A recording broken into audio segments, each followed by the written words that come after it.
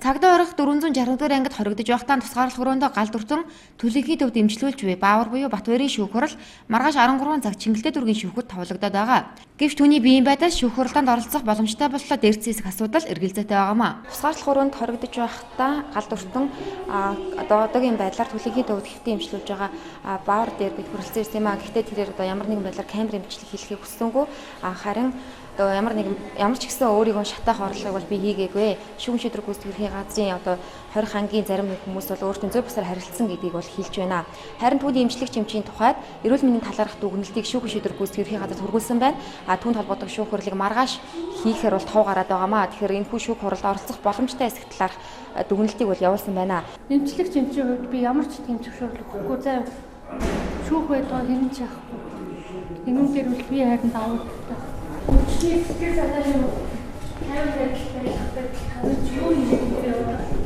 Тэр чинь шүүх хэмлэг өөртөө надаас тодорхойлт аваа явсан. Тэр цаагаараа шүүхээрээ тэрийг шийднэ. Тэгээ өвчтөд ямар нэгэн байдлаар би иймэрхүү байдалд оруулмаар байна. Яа тэгэхээр энэ чинь сэтгэл санаа. Хоёр тэгэхээр биеийн байдал эргэл хүндрэх юм бол хэн шиг хариуцах хэрэг. Түүний арга иргэний хэлснээр маргааш болох шүүх хуралдаанд Баавар өөрийн биеэр оролцох боломжгүй хортолтын хүнд үедээ байгаа. Арьс нөхөх эмчилгээ хийлгэж байна. Эрт 7 хоног таалагаанд орно гэх хариултыг өгч байсан.